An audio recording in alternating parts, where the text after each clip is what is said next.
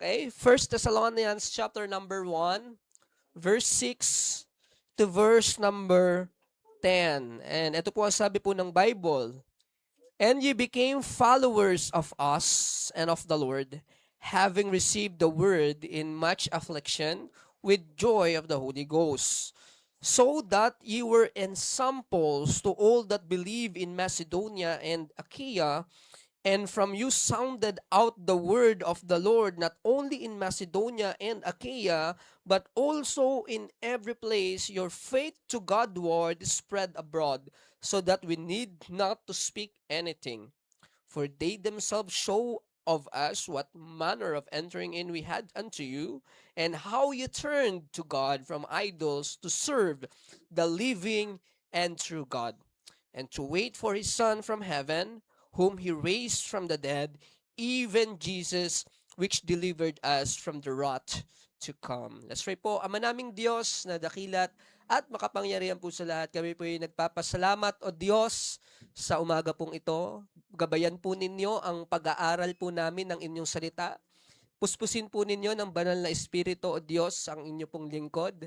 As I recognize, Lord God, that without you, I can do nothing, Panginoon. At ganun din po sa ating pong mga tagapakinig sa oras po na ito. Nawa po ang banal na Espiritu ang siyang maging tunay po naming guro sa umaga pong ito na siyang magbibigay ng kaliwanagan at direksyon sa amin, o Diyos, sa pag-aaral po namin ng inyo pong salita. Nawa po, Panginoon, ang aming preaching na nagaganap sa oras po na ito, hindi lamang po magdulot ng emotional gratification, bagkos, o Diyos, tunay na tumanim sa aming puso at magbunga ito, o Diyos, ng mga praktikal na aplikasyon sa aming buhay, gayon din naman, o Diyos, ng kalaguan sa aming espiritual na pamumuhay. Muli, o Diyos, sa pag-aaral po namin, nawa po mas makita namin ang nais po ninyo at kalooban po ninyo sa aming mga buhay, at nawa po, Panginoon, sa aming patuloy na pag-aaral at paglago, ay maabot din namin, o Diyos, yung panahon na kung saan kami po, Panginoon, ay maganap namin ang disenyo po ninyo sa aming pong mga buhay. Patawad muli, Panginoon, sa mga sala na aming nagagawa, at alam namin, Panginoon, na Ikaw ang Diyos na may hustisya, Ikaw din ang Diyos ng pag-ibig, at Ikaw din ang Diyos ng biyaya. Gayunpaman, o Diyos, kami po'y humihingi ng paglilinis, Panginoon, sa iyo. At nawa po, Panginoon, dalangin namin, Lord God, na Ikaw pa rin ang maluwalhati at maitaas sa amin sa oras po na ito. Muli, Panginoon, pinupuri ka namin at pinasasalamatan sa tayong pangalan ng Panginoon Jesucristo. Amen. Okay, thank you so much po. Brother Justin, wala akong na-prepare, pero sinend ko sa'yo yung aking outline. Sana lang maintindihan mo yung sulat ko. Okay? So, ang pamagat po ng mensahe na ating pong matutunghayan sa oras po na ito is a church worth following. Ang iglesia na karapat dapat sundan. So, makikita po natin sa ating pong binasa, ang Thessalonian Church, ang sabi po rito, sila po ay naging halimbawa para po sa kabuuan ng Macedonia at ng Achaia, no? Na umabot pa dun sa punto na sinasabi po ng apostol na para bang hindi na namin kinakailangang magsalita pa, no? Kasi ang mga tao, alam nila ang inyong gawi ng pamumuhay. And that is why, as I study this message, binasa po natin magmula chapter 1 hanggang chapter 5 ng 1 Thessalonian, nakita po natin yung mga karakteristik ng isang tunay na iglesia na dapat o karapat dapat po nating tularan. Okay? And by the way, ano nga ba yung church? Ang church po, hindi po ito yung building. No, siyempre sa mga kapatid natin, ito po ay karaniwan na nating naririnig. Ang church po ay yung pagtitipon ng mga tao doon sa isang specific na lugar. Yun po ang church. Ang mga tao na tunay na naligtas sa biyaya po ng Panginoon at nabautismuhan at nagpasakop sa otoridad ng iglesia ng ating pong Panginoon. So that is the church. The church is never a building. No, hindi po nagtatag ang Panginoong Hesukristo ng gusali. ang itinatag po niya ay ang pagtitipon. Kaya nga po, yung salitang Greek word ng church ay ekklesia, na kung pag-aaralan po natin, ang ibig sabihin ng ekklesia ay gathering of people. Yung pagtitipon ng mga tao sa isang specific na lugar. At ang layunin ng ating pagtitipon, syempre, ay sambahin ang Diyos sa espiritu at katotohanan at ipangaral ang kanyang salita nang sa ganon ang mga mananampalataya tayo po ay ma-edify o mapalakas, ma-build up ang mga mananampalataya so we can mobilize, no, para tayo po ay ma-immobilize o maipadala sa iba't ibang mga lugar saan man tayong dalhin ng Diyos upang ibahagi ang mensahe ng Ebanghelyo. And what is Ebanghelyo? The message of salvation that Jesus saves. No, kaya naman kung saan po tayo dalhin ng ating Panginoon, yan man ay dito sa San Pedro, tulad po ng ating mga kabataan na bisita, yan man po ay sa ating opisina, katulad ng mga na-invite po natin, o dito sa locality ng Muntinlupa, doon sa Magdaong, and so on, saan man po tayo dalhin ng Diyos, ang layunin po natin maibahagi ang kanyang salita. Lalo tigit ang katotohanan na si Kristo ang nagliligtas. Hindi relihiyon, hindi tradisyon, hindi pastor, hindi yung ating mga bagay na kaya nating ipagmalaki. Itinuturo nga po natin sa every time na tayo po ilalabas, hanggat ang tao, meron po siyang mentalidad na kaya niyang iligtas ang kanyang sarili, kailanman hindi siya maliligtas. No, hanggat meron siyang pag-iisip na magaling naman ako, relihiyoso naman ako, wala akong tinatapakang tao, mabuti naman ako, maganda ang aking hanap buhay, marami naman akong pera, may pinag-aralan naman ako, hanggat mayroong mentalidad ang tao na para bagang kaya niyang iligtas ang kanyang sarili, hindi siya maliligtas, kapatid.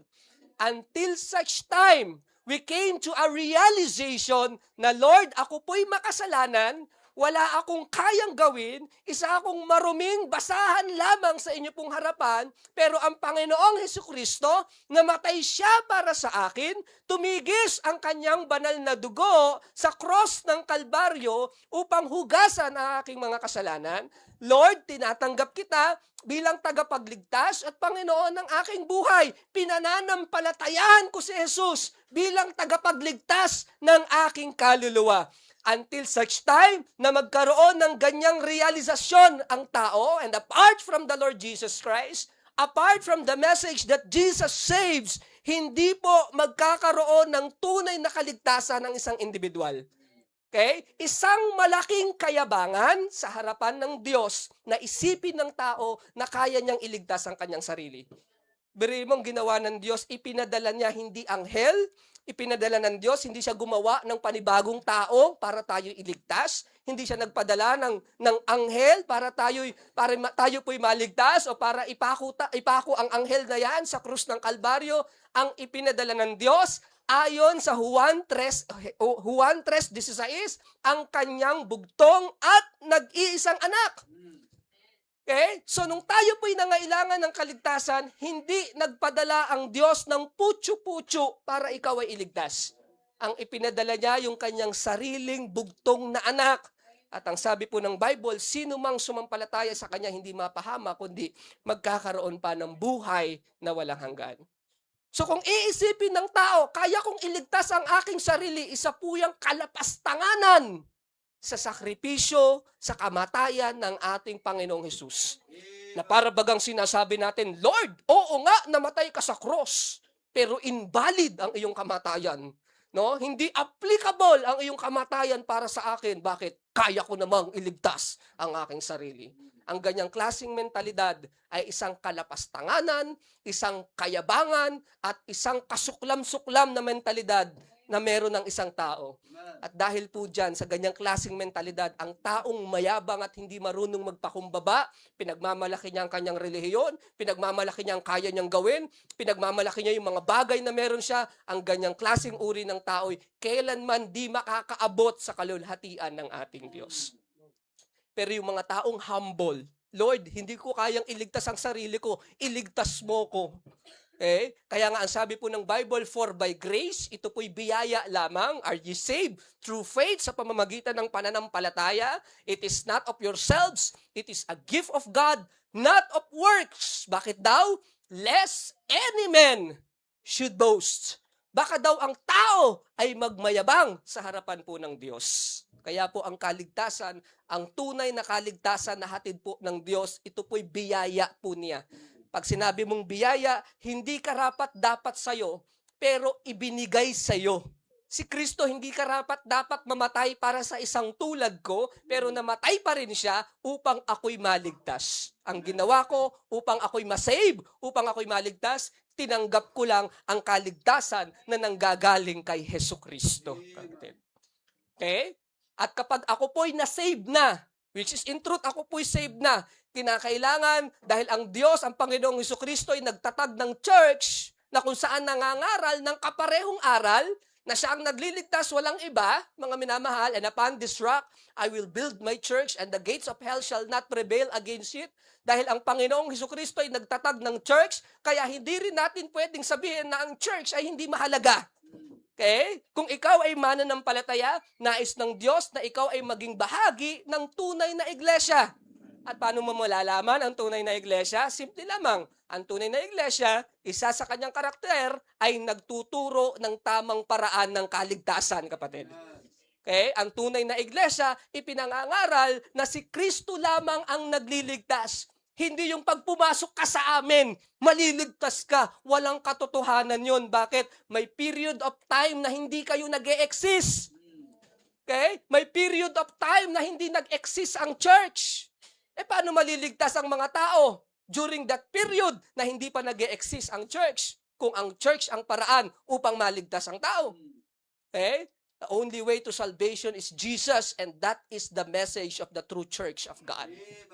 Okay? Kaya po ang Thessalonian church, pinapaliwanag ko lang, kinakailangan maunawaan natin yung tamang konsepto ng church. Ang church ay binubuo ng mga taong tunay na naligtas sa biyaya ng Diyos, and then later on, sila po ay nagpabautismo. Kaya in the book of Acts, no, and they gladly receive His word. Pagkatapos mangaral ni Pedro ng ebanghelyo ng Diyos, bilang si Kristo daw ang katuparan ng messianic prophecy, when you read Acts chapter number 2, Jesus Christ is the fulfillment of messianic prophecy. May mga Jew na naniwala, may mga Gentiles na naniwala. At sabi po ng Bible, and they that gladly receive His word were baptized, and the same day were added unto them about 3,000 souls. So yung mga taong nanampalataya, they were baptized, nagpabaptize sila. And then those people who got saved na nanampalataya doon sa pangangaral ni Pedro, they were added to the church that is already inexistent. Okay? So in order for us to be a part of the church, number one, we have to be saved. And number two, we have to be baptized and submit to the authority of the Word of God. Okay? So pinapaliwanag ko lang kasi ang title nga ng message natin, A Church Worth Following. Right? Tayo, church na tayo. Amen? We praise God that tayo po ay miyembro ng church. Alright? Oh, everybody can claim something. Kami ang tunay na church. Everybody can say that. Okay? Tingnan mo yung pangalan namin. May Kristo, may Diyos, may ganito. Okay? Everybody can claim they are the true church. Everybody can say that. But the question is, how can you prove it? Is it backed up by evidences? Ito ba'y may mga ebidensya ba na nagpapatunay na ikaw o kayo ang tunay na church ng Panginoon? And the best evidence is what? The New Testament. Because church is a New Testament institution. Therefore, if we want to find evidences about the real church of God, we have to read, we have to investigate the New Testament of the Bible. Okay? Kaya kapag binasa mo yung Word of God, no, mga kapatid, doon mo lang mapapatunayan sino nga ba ang tunay na iglesia ng Diyos. Okay? Kaya dito sa atin, hindi natin pinagbabawalan ng mga tao na magbasa ng Bible. Right? We encourage our people to read the Scripture. We encourage our people to investigate Scripture. We encourage people to ask question. Bakit? Ang sabi ni Apostle Pablo, pinadadali nyo trabaho ko kapag kaganyan. Di ba? Pinadadali nyo ang trabaho ng pastor kapag ka ang mga mananampalataya nagbabasa ng kanilang mga Bible, kapatid. And that is why we encourage our people. And sa katotohanan, kasalanan ang hindi magbasa ng Biblia, kapatid. That is a sin. Not to read, not to study your Bible. Right? Dahil sa Bible, dyan mo lang mauunawaan o dyan mo lang makikita, number 1, ang tunay na pagkakakilanlan ni Kristo. And number 2, ang tunay na pagkakakilanlan ng iglesia na kanyang itinatag. Okay? Okay? It will take time para maunawaan natin yan, but we will move on with our preaching this morning. A church worth following. Sa lahat po ng church na nabasa ko sa Bible, for example, when you read Revelations chapter 1 to 3, it's all about the 7 churches of Asia. Okay? When you read yung mga shan-shan sa New Testament like Romans, that is dedicated for the church which is in Rome. Kapag binasa mo yung Ephesians, that is dedicated or the original recipient is the church which are in Ephesus. Kapag binasa mo yung Philippians, it is intended for the church which is in Philippi, Corinthians for Corinth, and so on. Okay? So 1 Thessalonians is dedicated for a church that is in Thessalonica. Okay? Or the Thessalonian church. Kailan nga ba nagsimula ang Thessalonian church? When you read Acts chapter number 17, I hope you have your Bibles po with you kasi babanggitin ko lang, pero maganda na makita po ninyo.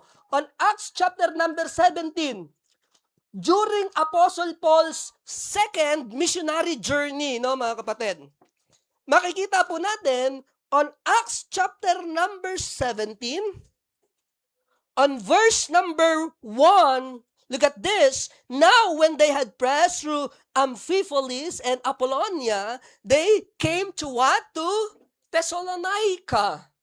Right? So, Acts chapter number 17, during Apostle Paul's second missionary journey, dyan po naitatag ang Thessalonian church. And when you read a couple of verses pa, no, mga kapatid, hanggang verse number 9. Hindi ko nababasahin para maano yung oras natin. Kapag binasa mo, you can just browse it. Makikita po ninyo na may mga nanampalataya dun sa pangangaral ni Apostle Paul na si Jesus, of course, the fulfillment of Messianic prophecy, okay, that Jesus saves, may mga nanampalatayang mga Gentiles, pero yung mga Jews na hindi nanampalataya, no, mga kapatid, sila po ay nag-set up sila ng opposition, okay, sila po ay nagyaya para i-persecute ang apostle. And as a result, lumipat si Apostle Paul ng city para dun mangaral sa ibang lugar. Itinaboy sila ng mga hindi nananampalataya. Okay? Pero time goes by, lumipas ang panahon, okay? Sumulat si Apostle Pablo sa mga Thessalonians. Okay? And that is 1 Thessalonians. When you read chapter number 1, basahin po natin, no, mga kapatid. When you read 1 Thessalonians chapter number 1, look at this, verse number 2 to verse number 3, we give thanks to God always for you, all making mention of you in our prayers, remembering without ceasing your work of faith, labor of love, patience of hope in the Lord Jesus Christ, in the sight of God and our Father. Right? So after na sila po'y paalisin ng mga Jews, and bago sila, pagkatapos nila mag-recruit ng mga tao na magpe-persecute kay Apostle Paul, lumipat si Apostle Paul from other city, and then he sent a letter to Thessalonians para i-follow up sila sa kanila pong pananampalataya at buhay mananampalataya. And that is 1 Thessalonians. Okay? And when you read chapter number 3, no, mga kapatid, makikita po natin that it is Timothy.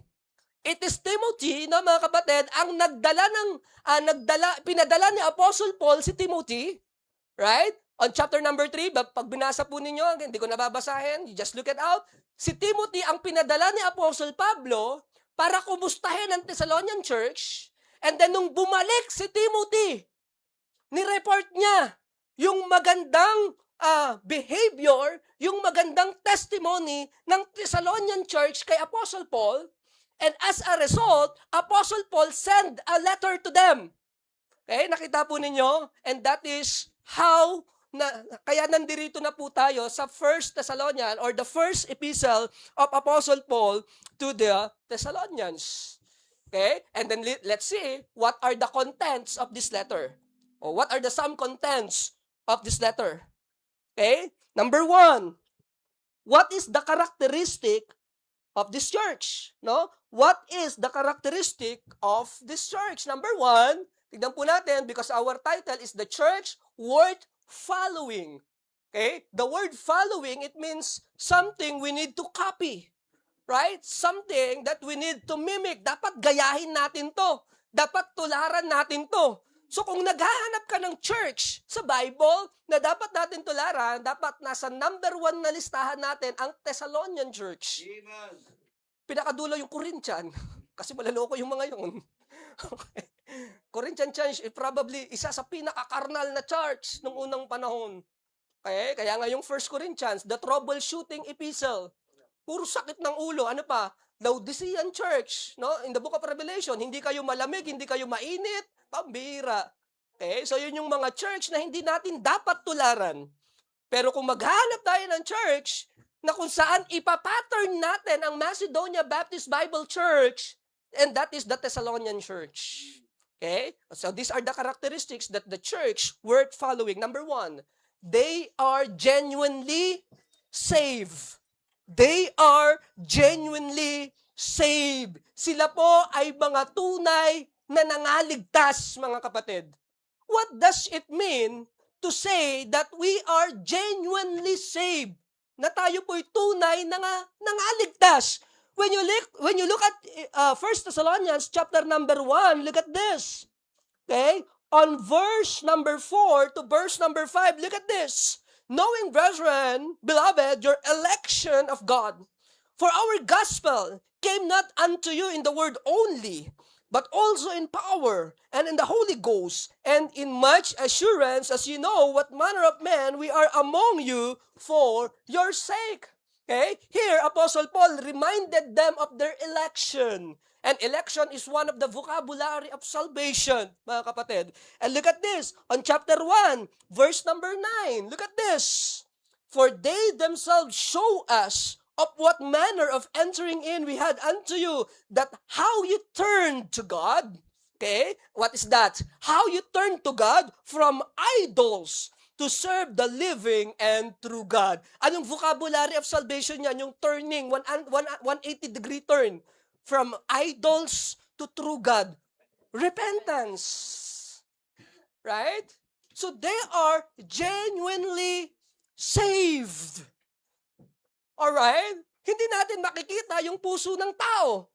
Pwedeng sabihin ng isang individual, save ako, Christian ako, and so on, and so on. Hindi natin nakikita ang puso ng tao. But real salvation, mga minamahal, it will eventually manifest in our life. Amen. Kung talagang ikaw ay naligtas, mga minamahal, ang pagbabago na galing sa Diyos, kusang lalabas sa buhay ng isang mananampalataya. Yes. God. Makikita po natin dito that they turned from idols. Okay? At ang background niyan, yung mga Greek mythology na sila Zeus, Roman mythology, sila Jupiter, and so on. They turn from idols to serve the living God. Real salvation will later on lead to real transformation, kapatid. If any man be in Christ, 2 Corinthians chapter 5, verse number 17, if any man be in Christ, right? You have to be in Christ first. Ikaw dapat ay nakay Kristo muna. Amen. And what will happen if anyone be in Christ? He is a new creature. All things are passed away. Behold, must done. Behold, look at this. Behold, all things are become new. Okay?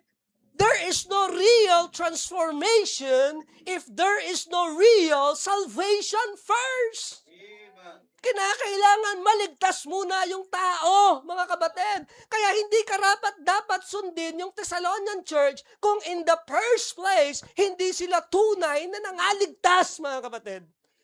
Pero dahil tunay silang nangaligtas, tunay silang nakakilala sa Diyos, mga minamahal, and it resulted to change of purpose, it resulted to change of direction, it resulted into change of desire, it resulted to change of their lifestyle, kapatid. Nabago yung buhay nila. Imagine that during those time, hindi mo gugustuhin tawagin kang Christian during those time. No? Ang Christianity during that time, hindi siya trending katulad ng panahon natin ngayon. During those time, if you say that you are a Christian, your property, kukunin yan ng gobyerno, susunugin ka ng buhay sa stake, ipapakain ka sa mga leon, hindi mo gugustuhin tawagin kang Christian during that time. But because they are genuinely saved, okay? Because they are genuinely saved, it resulted to a life that is transformed by God. Okay? Kaya yan yung quality. Yan yung kalidad ng isang simbahan o ang kalidad ng isang iglesia or church na dapat nating gayahin. That people are genuinely saved. Okay? And that is the problem with so many churches today. Lumalaki na yung mga bata sa simbahan, no, mga minamahal, pero ang natututunan lang ng mga bata, mga programs. Okay? Ano yung mga natututunan ng mga bata? Mga sayaw-sayaw, mga kendeng-kendeng. Ang sabi nga, there is a survey right now that Gen Z, yung Gen Z daw natin, ito yung henerasyon na palasimba. Yeah. Yung Gen Z daw ay ang marami sa generation na palasimba. Pero 49% of those Gen Z na palasimba nagsabi na wala daw epekto ang Biblia sa kanilang buhay. Nagsisimba, yes. Pero ang sabi ng 49%, walang epekto ang Bible sa akin. Imagine that.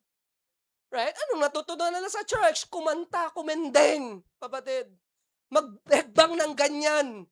Yun ang natutunan nila sa church. Pero hindi na ituro, hindi na itanim ang tunay na mahalaga, which is ang personal na relasyon kay Kristo, kapag na magsisimula, na kapag tayo'y tunay na nanampalataya sa Kanya. Sometimes the church is focused more on programs, focus more on lights, focus more on stage, focus more on social media. I'm not saying that this is inherently bad. But what I'm trying to say is, kapag nawala yung focus natin sa Panginoon at mas pinahalagahan natin yung mga bagay na makinang sa mata at nakalimutan natin na yung tunay na liwanag ni Kristo ang siyang dapat na nagliligtas sa mga tao. Alright?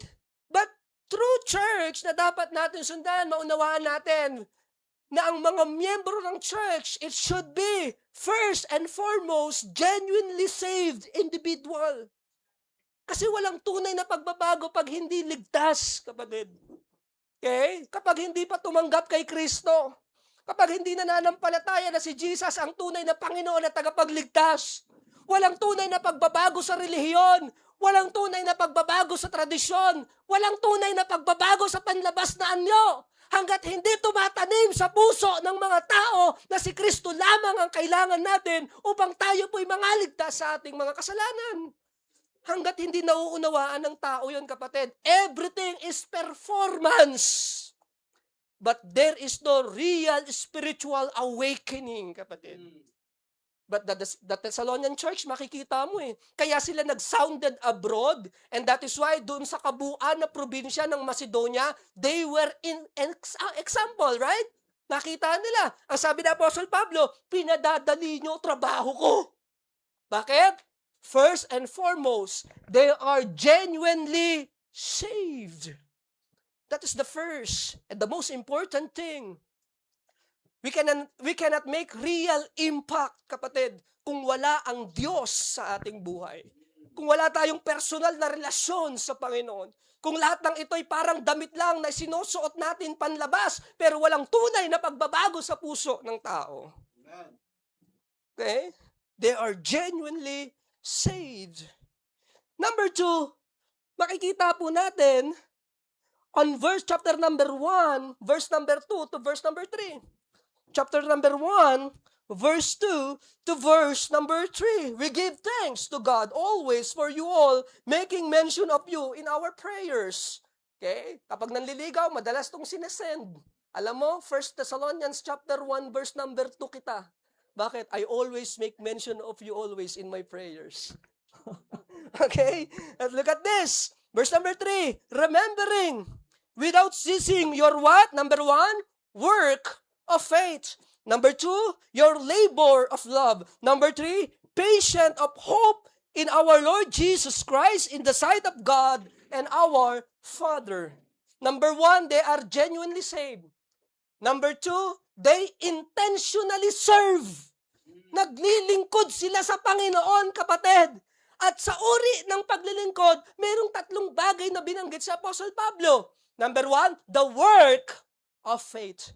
Did you know, ladies and gentlemen, that without faith, it is impossible to please God? Without faith. So sometimes, masyado tayong matatalino. Right? Punong-puno tayo ng plano sa buhay. Okay? At kapag punong-puno tayo ng plano sa buhay, para bagang akala natin, kontrolado natin lahat. But I'm telling you this, okay? Mga minamahal, ang paglilingkod sa Panginoon dapat ayon sa pananampalataya. I'm not saying huwag ka magplano. I'm not saying huwag ka mag-ayos ng buhay. What I'm saying is, we go beyond what is expected of us dahil tayo po'y nananampalataya sa ating Panginoon. Okay? Sometimes it is hard to give our Sundays for God. Bakit? Baka wala tayong ganito, baka walang provision. You have to have mas faith. You have to have faith. Kinakailangan magkaroon ka ng pananampalataya. Sometimes it's hard to share the gospel. Baka kasi tanggihan tayo, baka kasi ipahiya tayo. But I'm trying to say is, you have to put your faith in God. Okay? God can do the impossible. Right? God can provide. God can strengthen you. Kayang-kaya kang palakasin ng Panginoon. At sa paglilingkod, dapat ayon pa rin ito sa ating pananampalataya sa Diyos.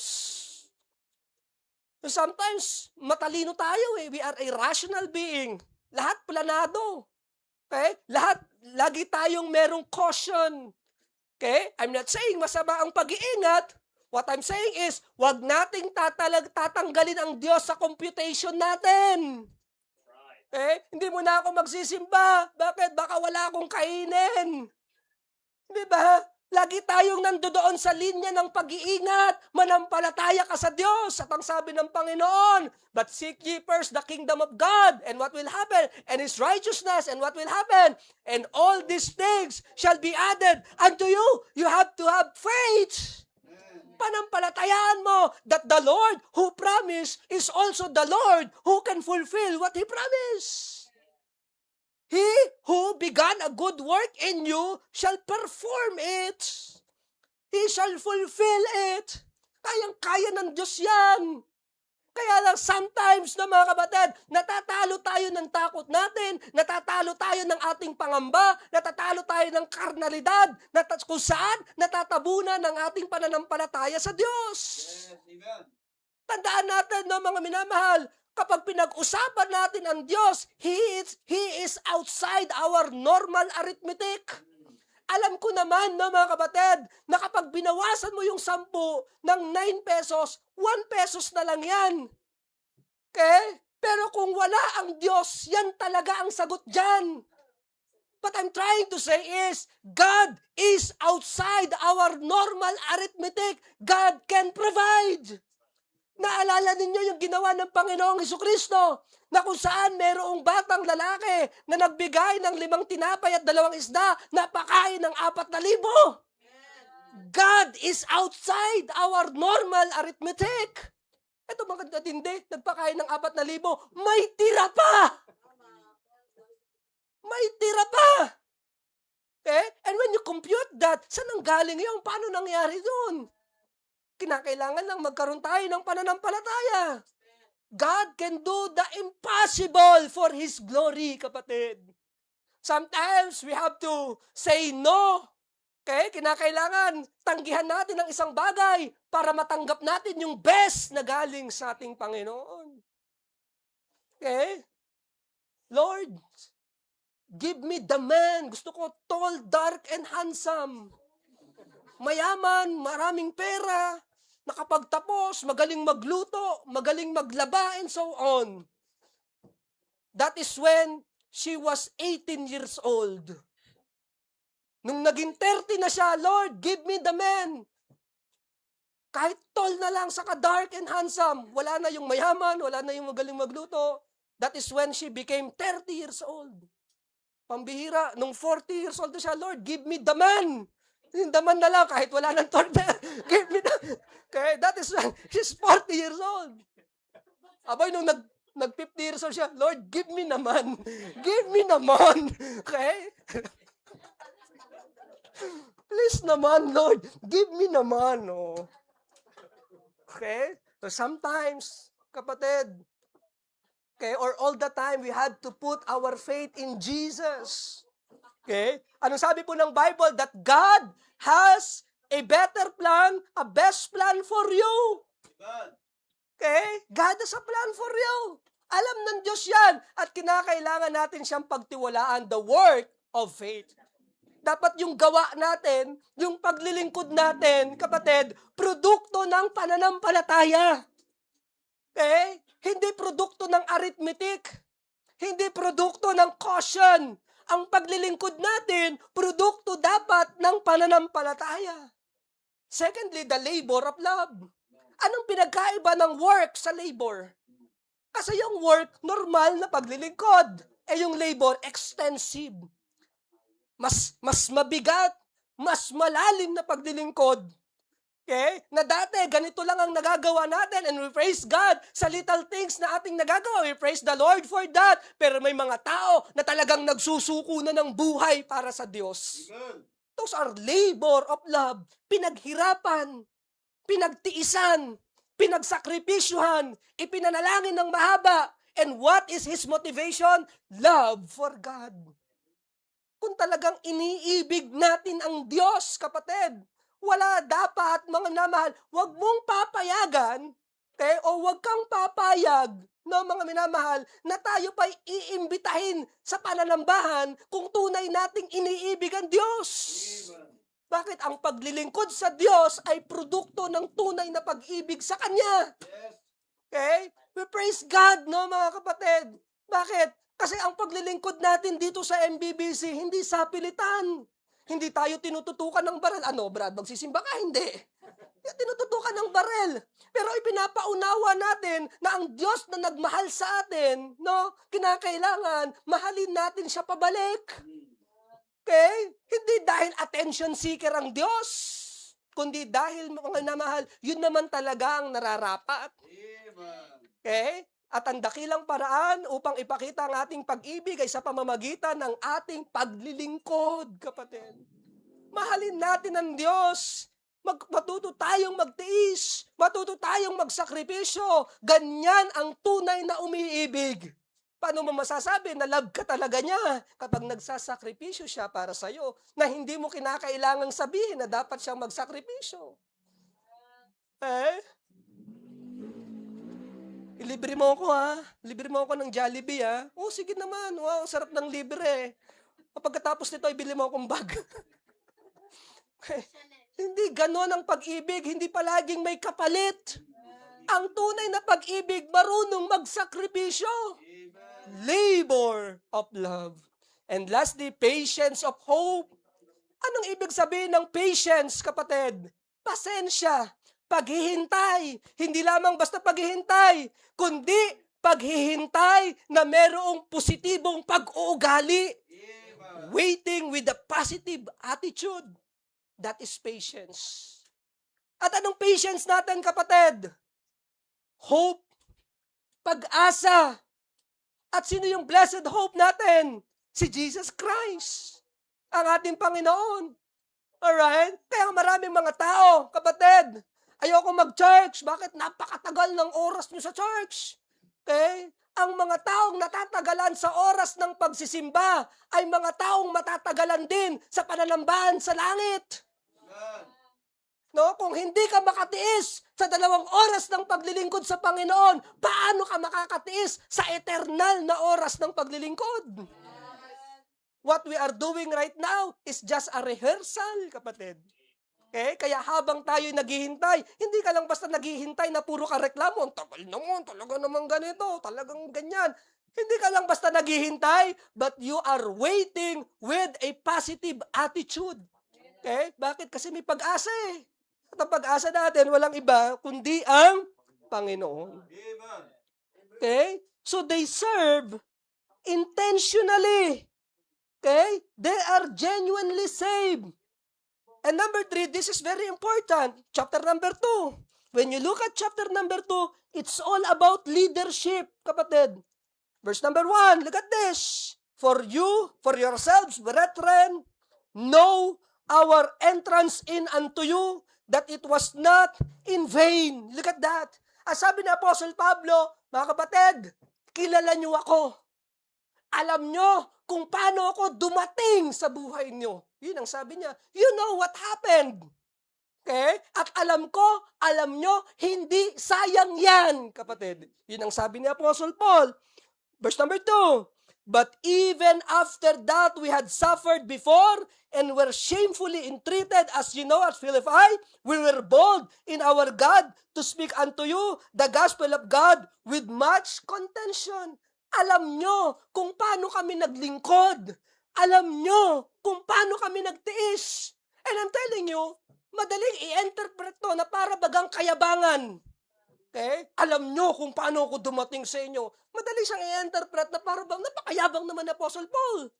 But this is actually a complete confidence. Ito po ay talagang pagtitiwala na yung mga taong nakikinig sa kanya, kilalang kilala siya. At nakita, nasaksihan nila, naunawaan nila yung sakripisyo na ginawa ni Apostle Paul para sa church po na yan. Okay? Kaya nga number 1 natin, they are genuinely saved. Number 2, they intentionally serve. Number 3, they have strong leadership. Their leadership is strong. Meron silang matibay at malakas na leadership. Okay? And sometimes, madaling sabihin na malakas ang leader kapag ka ang leader ay magagalitin. But I'm telling you, okay, strength doesn't always mean loudness or volume. Okay? Strength ay makikita natin sa maturity, sa discernment, sa consistency ng mga lingkod ng ating Panginoon. Amen. And I do believe that is strong leadership. Kapag pwede mong pagtiwalaan ng kanyang salita, na kapag ginagampanan niya yung mga bagay na kanyang sinasabi, that is strong leadership. We have professors in our Bible college, makikita mo na mga kapatid, very timid. Ibig sabihin, mapagkumbaba. Kung paano sila magsalita, alam mo yung masyado silang mapayapa magsalita. Brad, alam mo, ganito yan. They're very timid. Parang mga napaka-soft-spoken nila. But those people are strong leaders. Those people are strong leaders because they are trustworthy. Because these people are man of wisdom. Okay? A man of discernment, a man of maturity, kapatid. Okay? And look at this. Church needs strong leaders. Amen. That's what we need. Okay? Sometimes, malakas lang ang boses natin, but what about our attitude? What about our consistency? Amen. What about fulfilling what we promise? That's strong leadership, kapatid. Amen. That is strong leadership. You look at that. Babasahin po natin sa chapter number 2, no? Sundan lang po ninyo ako. Babanggitin ko yung mga kalidad ng strong leaders na binanggit po ni Apostle Pablo. Look at this. On verse number 2, ang sabi niya, alam nyo ang aming pinagdaanan para sa inyo. You look at that. You look at your Bible. Okay? You look at the King James Version, and I will make mention of the KTV version. Okay? What is KTV? Kay Tutol version. Okay? You look at the KJV, and I will read by KTV. Alright? Look at this. On verse number 2, tingnan niyo po ninyo, follow with your eyes. Alam nyo kung anong aming pinagdaanan. Kilala nyo kami. Alam nyo yan. Yun ang sabi niya. Okay? Verse number 3, alam nyong wala kaming niloko. That is verse number 3. Okay? On verse number 5, alam nyong wala kaming minanipula. That is verse number 5. Verse number 7, verse number 6, alam nyong hindi kami naghangad ng kahit anong kayabangan sa katawan. That is verse number 6.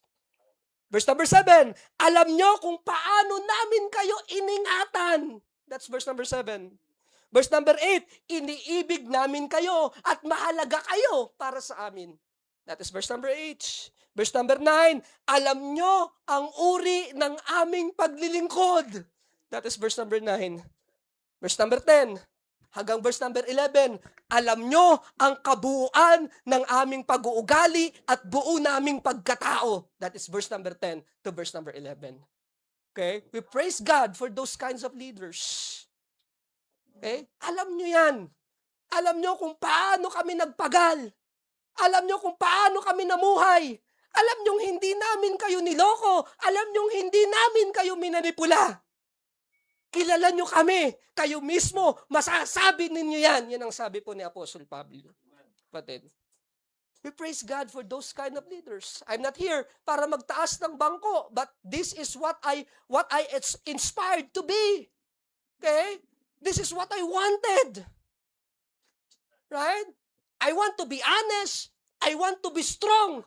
I want to be a man of wisdom. I want to be a man of discernment. Para pag tinanong ako ng members, Pastor, ano pong mas magandang gawin? Merong isasagot si Pastor. I want to be a man of wisdom. I want to be a man of spiritual strength. Not only for me, but most importantly for the church that the Lord entrusted to us. Right? And we need leaders like that. Kailangan natin ng mga mangunguna sa church, no, mga minamahal, na masasabi rin nila na alam nyo na kami nagpagal, alam nyo kung paano namin kayo iningatan, alam nyo kung paano kami nagtiis, alam ninyo ang kabuuan ng aming pagkatao at pag-uugali. We praise God for those kind of leaders. Okay? I work hard, kapatid. I work hard as a man. I work hard as a pastor. I'm telling you that. I really work hard. I'm 36 years old.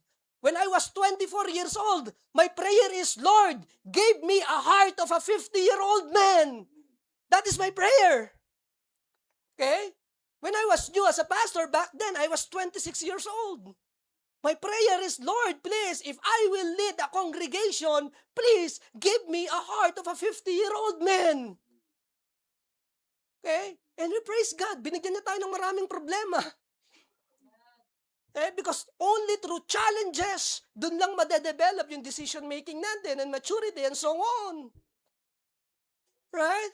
I'm not saying na narating ko na yon. I'm not saying that, but I keep on praying and strive to be that person.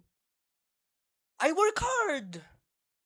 Okay? Para pag tinanong tayo ng mga mananampalataya, ng mga members natin na may kinalaman sa kanilang love life, may kinalaman sa kanilang plano sa buhay, may kinalaman sa kanilang decision making, may kinalaman sa kanilang ministry, may kinalaman sa buhay pag-aasawa, may kinalaman sa buhay pagpapamilya, may kinalaman sa finance, may kinalaman sa kung ano-anong mga batas na yan. I work hard because I want to be the right person for the church. Right? That's what I wanted, kapatid. I really work hard. Okay? Ang hindi ko lang talaga kayang gawin pagluluto.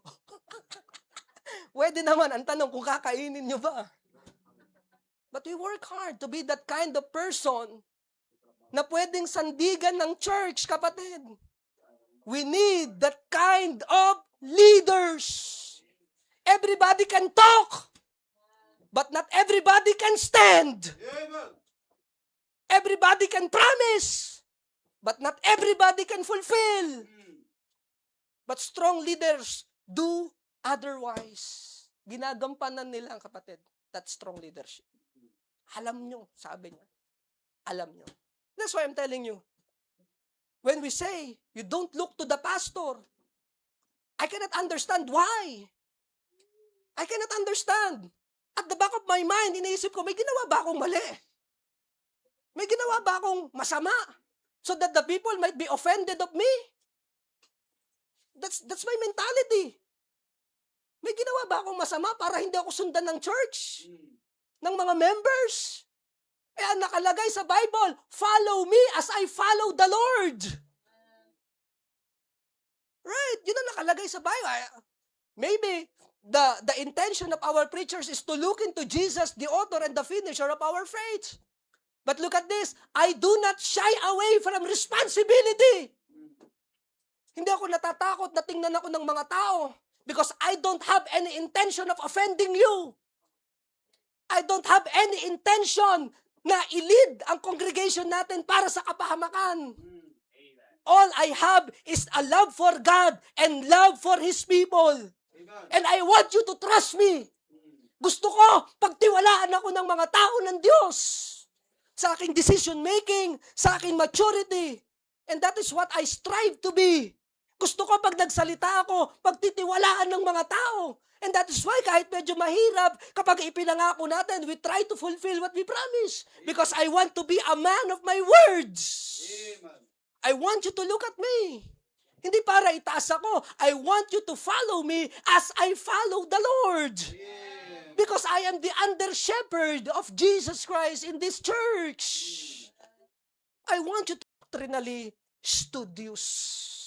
Mahilig silang mag-aral. Mahilig silang magtanong. And as a response, Apostle Paul answers their questions. Okay? Kasi hindi natin alam lahat. Ako nga, hindi ko alam lahat. Kaya nag-aaral pa rin tayo, nagtatanong din tayo. Hindi natin alam lahat eh.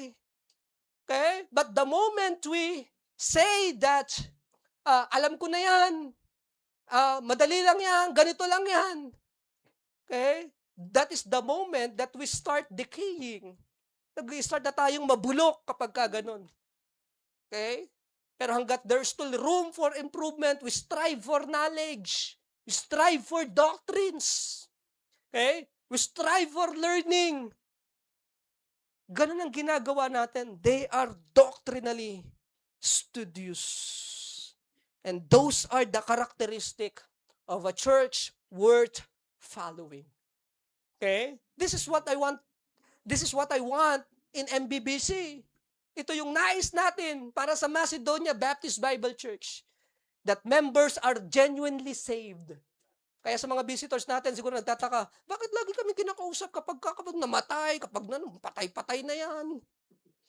Bakit kasi lagi natin sinashare? Ang buhay natin dito, temporary lang. At kapag ka ikaw namatay na wala ka kay Kristo, sa impyerno itatapon ang iyong kaluluwa.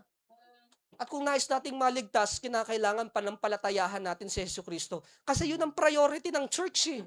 Kasi baka umattend yan ng umattend, nakailang Sunday ng attend, hindi niya naunawaan yung gospel. Kapag yan lumabas at nasagasaan ng motor dyan, namatay, sa impyerno pupunta ang kaluluwa niya, kahit nagsimba na siya narito.